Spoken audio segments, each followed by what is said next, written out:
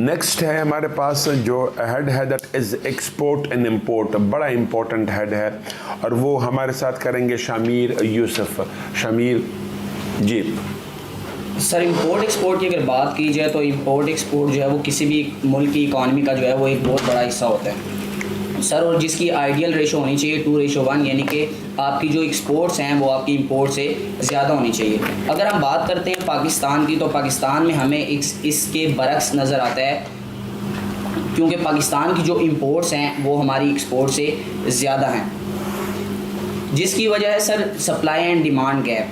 Sir supply and demand gap की अगर हम बात करें तो उसमें ये होता है कि जो चीज़ मार्केट में मौजूद होती है लोग उसको प्रेफर नहीं करते और अपनी मनपसंद चीज़ परचेज़ करने की ख्वाहिश करते हैं और वो चीज़ परचेज़ करते हैं जिसको अल्टीमेटली जो है वो हमें इंपोर्ट करना पड़ता है। और सर जब हम इंपोर्ट करते हैं तो इंपोर्ट हमें करनी पड़ती है डॉलर्स में।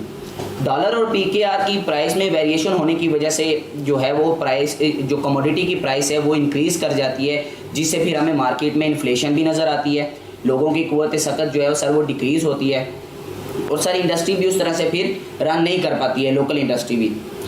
सर साथ ही साथ अगर हम बात करें तो इस चीज़ को टैकल करने के लिए गवर्नमेंट क्या करती है? गवर्नमेंट करती है कि सर वो जो इंपोर्ट होती है उस पर नॉन टैरिफ बैरियर्स लगा देती है, सर इंपोर्ट रेगुलेटरी ड्यूटीज़ लगा देती है ताकि वो अपनी लोकल इंडस्ट्री को ज़्यादा से ज़्यादा प्रमोट कर सके और इंपोर्ट्स की जो अमाउंट है उसको ज़्यादा से ज़्यादा उसमें कमी ला सके। इसके साथ साथ सर अगर मैं फिगर कोट करूं तो साल 2008 से लेकर साल 2013 तक जो हमारा ट्रेड डेफिसिट था ऑन एवरेज सर वो 15 बिलियन US डॉलर का था सर।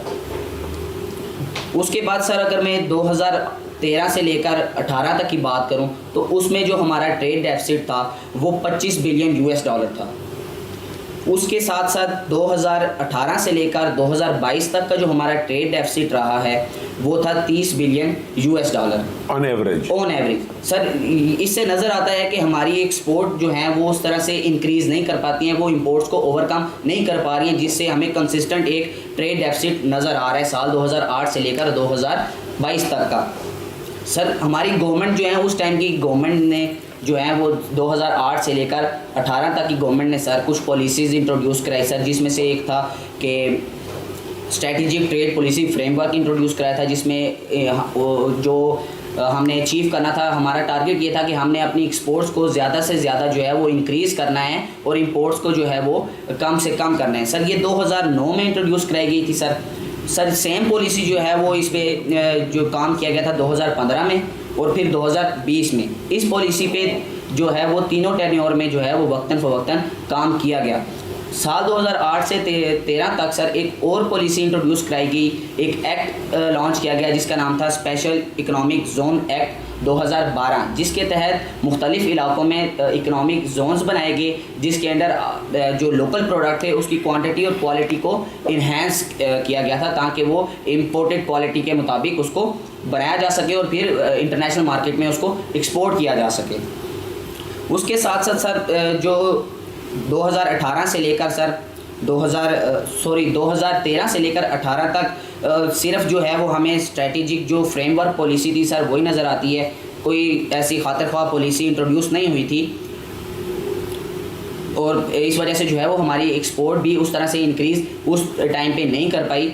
उसके साथ साथ अगर मैं सर पॉलिसी से रिलेटेड बात करूं साल 2018 से लेकर साल 2022 तक सर इसमें हमें कुछ मेजर पॉलिसीज़ नज़र आती हैं, जैसे कि पहली पॉलिसी तो ये थी जो 2020 में जिस पे काम किया गया था, जो सेम पॉलिसी थी जिस पे 2009 में और 2015 में काम किया गया था, स्ट्रेटेजिक पॉलिसी फ्रेमवर्क। उसके साथ साथ सर गवर्नमेंट ने जो है वो नेशनल टैरिफ पॉलिसी एक इंट्रोड्यूस कराई, जिसके तहत उन्होंने इंपोर्ट्स पे टैरिफ्स लगा दिए और इंपोर्टेड और लग्जरी गाड़ीज़ पे सर टोटली बैन लगा दिया उसकी इंपोर्ट पे कि वो इंपोर्ट हम नहीं कर सकते, ताकि इंपोर्ट्स में कमी भी लाई जा सके और सर जो लोकल प्रोडक्शन हमारी हो रही है सर उसको भी प्रमोट किया जा सके।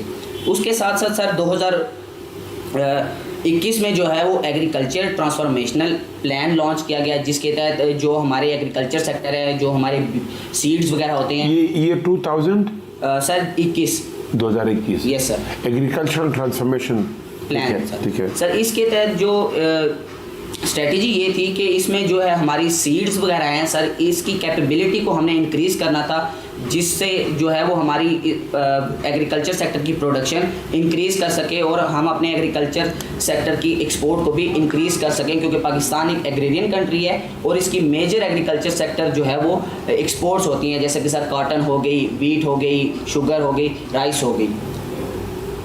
इसके साथ साथ सर जो गवर्नमेंट इस 2018 से लेकर 2022 तक इसने एक प्लान दिया था विजन 2025, जिसका मकसद ये था कि 2025 तक जो है वो पाकिस्तान ख़ुद को एनर्जी सेक्टर में भी जो है वो ख़ुद मुख्तियार करेगा।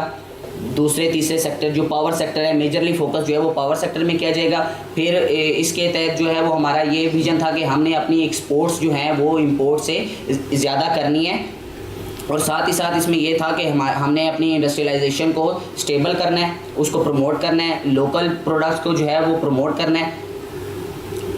ये सारे जो हैं वो इस विजन के तहत जो है वो ये सारे काम हमने करने थे। इसके बाद सर एक जो चीज़ है जिसकी वजह से हमारी इंपोर्ट्स जो हैं वो एक्सपोर्ट से ज़्यादा हैं कि हमारा attitude as a calm attitude कुछ ऐसा है कि हम ख़ुद मेहनत करने के बजाय दूसरों की मेहनत पे रिलाई करते हैं, जिसके तहत सर हम ये करते हैं कि हमने जो एक्सपोर्ट हमारी होती हैं, जो लोकल प्रोडक्शन हमारी होती है, हम उसकी बजाय उसको इंक्रीज़ करने के बजाय या जो प्रोडक्ट हम यहाँ पे बना सकते हैं उसको बनाने के बजाय सर हम बनी बनाई चीज़ बाहर से इंपोर्ट करते हैं, जिसकी वजह से भी हमारी इंपोर्ट में इजाफा हो जाता है। फिर हमारी लोकल इंडस्ट्री को भी नुकसान होता है, उसकी भी प्रमोशन नहीं होती है, और फिर जो है वो अल्टीमेटली जो नुकसान होता है वो फिर ये होता है कि हमारा करंट अकाउंट डेफिसिट में चला जाता है। सर अगर इसमें एक पॉइंट मैं फर्दर ऐड करना चाहूँ तो हमारा एक ये जो इंपोर्ट और एक्सपोर्ट का एक गैप है, ये गैप की बेसिक जो वजह अगर हम लोग कह लें कि अगर कोई जो वजूहात हैं, उन वजूहात में से एक वजह ये भी रही है कि ओवर द लास्ट डेकेड हमारी प्रोडक्टिविटी उस तरह से इंक्रीज़ नहीं हो पाई। उसकी वजह क्या है कि जो फॉरेन इन्वेस्टर्स हैं या फॉरेन आपके जितने भी इन्वेस्ट करना चाह रहे हैं, इंडस्ट्रीज़ लगाना चाह रहे हैं, उन लोगों ने उस तरीके से बहुत रिजर्व रह के अब हमारे मुल्क में जो है वो इसको ट्रेड फाइनेंसिंग की है। अब ट्रेड फाइनेंसिंग में मैं कह लूँ कि अगर हमारे मुल्क में एक तो इंडस्ट्रीज़ बहुत कम थी, उसकी वजह से लैक ये हुआ कि हमारी प्रोडक्टिविटी जो लेवल है वो बहुत कम रहा। प्रोडक्टिविटी लेवल कम रहा तो ऑब्वियस सी बात है कि हमें इंपोर्ट्स पर ज़्यादा इंहिसार करना पड़ा। लेकिन ओवर द लास्ट टाइम हमने कुछ पॉलिसीज़, जिस तरह से शामिर ने बताया कि कुछ पॉलिसीज़ ऐसी आ रही हैं जो हमारी प्रोडक्टिविटी लेवल को एक बूस्ट की तरफ लेके जाना चाह रही हैं, ताकि हम लोग रिलाई ना करें इंपोर्ट्स पर और अपनी प्रोडक्टिविटी को इतना इंक्रीज़ करें कि हम इंपोर्ट और एक्सपोर्ट का जो गैप है इसको कम कर सकें। ठीक है सर, इसके साथ साथ अगर इंपोर्ट एक्सपोर्ट के गैप को मज़ीद ओवरकम करना है तो हमें गवर्नेंस स्ट्रॉन्ग करनी होगी, क्योंकि सर जब तक गवर्नेंस स्ट्रॉन्ग नहीं होगी पॉलिटिकल स्टेबिलिटी नहीं आएगी, और पॉलिटिकल स्टेबिलिटी बहुत इंपॉर्टेंट है इकोनॉमिक स्टेबिलिटी के लिए। अभी हमारा लास्ट डेकेड का जो बजट डेफिसिट अगर एवरेज पे देखा जाए तो वो 3.5 ट्रिलियन पीक पे आ रहा है, लेकिन अगर हम अपनी एक्सपोर्ट से इतना रेवेन्यू जनरेट कर लें कि हम लोन्स भी रीपे कर पाएँ और इस बजट डेफिसिट को भी ओवरकम करें तो इकोनॉमिक स्टेबिलिटी आएगी। लेकिन उस इकोनॉमिक स्टेबिलिटी के लिए हमारी जो गवर्नेंस है उसको स्ट्रॉन्ग होने की बहुत ज़्यादा। In simple words, political stability is the prerequisite for economic stability. हाँ, इस साल ये एक बहुत इम्पोर्टेंट टॉपिक भी है फॉर ऐसे आई टेल यू। तो पीएमएस वाले जो हैं, जो अभी पीएमएस आ रहे हैं और सीएसएस, उसके लिए ये लोग तैयार करें। अच्छा, किसी और ने ऐड करना है या मैं इसको कंक्लूड करूँ? Thank you.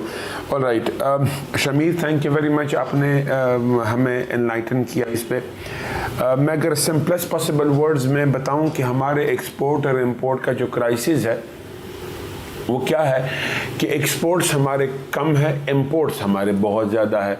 और आपने फिगराइज भी कर दिया कि ऑन एवरेज जो पिछले 5 साल है उसमें तकरीबन कोई 30 अरब डॉलर प्लस हमारा डेफिसिट है। उससे पिछले में 5 साल में on average 25 Arab dollar plus रहा, उससे पिछले साल में तकरीबन उससे कम रहा, लेकिन ये ज़्यादा रहा। हम ये देखते हैं कि 2000 ऑनवर्ड हमारा जो ट्रेड जो ये डेफिसिट है ये बढ़ता गया है। उसकी बढ़ने की वजह सिर्फ ये नहीं कि हुकूमत की नाअहलियाँ थी, साथ साथ में ये भी था कि हमारे यहाँ डिमांड में इजाफा हुआ है और हमने उस डिमांड को लोकली मीट नहीं किया, और ऊपर से हमारा प्रोडक्शन सेक्टर डिक्लाइन भी कर गया है। कैसे? फॉर एग्जांपल हमारी इंडस्ट्री में डिक्लाइन आया, 2007 से लेकर 2016 के दरमियान इलेक्ट्रिसिटी क्राइसिस की वजह से हमारा फॉर एग्जांपल आपके टेक्सटाइल इंडस्ट्री बाहर चलेगी, इसी तरीके से आपके लेदर इंडस्ट्री कई सारी क्लोज हो गई। पंजाब में हम फैसलाबाद की बात करते थे, द मैनचेस्टर ऑफ पाकिस्तान जिसको कहा जाता था, वो बैरन हुआ ऑलमोस्ट। इसी तरीके से फिर कई सारे इंडस्ट्रियलिस्ट रियल एस्टेट में चले गए, सो इंडस्ट्री को बड़े सारे सेटबैक्स हुए। इसी तरीके से एग्रीकल्चर को सेटबैक्स हुए। फॉर एग्जांपल आपकी एग्रीकल्चर को सेटबैक हुआ, आपकी कॉटन की प्रोडक्शन में मोर देन 40% डिक्लाइन आया। इसी तरीके से आपकी वीट की प्रोडक्शन अकॉर्डिंगली इंक्रीज नहीं हुई जितना पॉपुलेशन में इजाफा हुआ। आपके राइस की दो के आप राइस एक्सपोर्ट करते हैं लेकिन उतना इंक्रीज नहीं हुआ जितना कि आप की पॉपुलेशन इंक्रीज हुई है। इस तरीके से फ्रूट प्रोडक्शन में आपका कट आया है, वेजिटेबल प्रोडक्शन में आपका कट आया है, लाइव स्टॉक में आपने कंसिडरेबल इंक्रीज नहीं किया जितना कि आपकी पॉपुलेशन का राइज हुआ है। सिंपल पॉपुलेशन का राइज कितना है? 1998 से लेके 2017 तक 8 करोड़ की आबादी बढ़ी है। इन सिंपलेस्ट पॉसिबल वर्ड्स, अब 8 करोड़ ने खाना पीना है, उसके लिए हमारे प्रोडक्शन सेक्टर ने ग्रो उतना नहीं किया, डिमांड में इजाफा हुआ, हमें इंपोर्ट करने पड़े।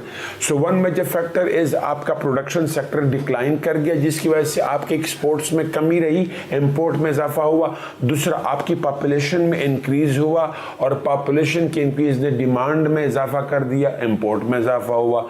तीसरा, जो आपका ट्रेड डेफिसिट बढ़ा है, दैट इज जो आपकी रुपये की कदर है वो गिर गई है और आपका जो क्या कहते हैं, जिस तरह आपने कहा कि हमारे यहाँ लोगों में क्या है, तैयार प्रोडक्ट पे डिपेंडेंट है और ख़ुद प्रोडक्शन की तरफ नहीं जा रहे, तो वो भी एक बड़ा फैक्टर है जिसकी वजह से हमारा ट्रेड डेफिसिट बढ़ा है एंड मल्टीपल मोर फैक्टर्स।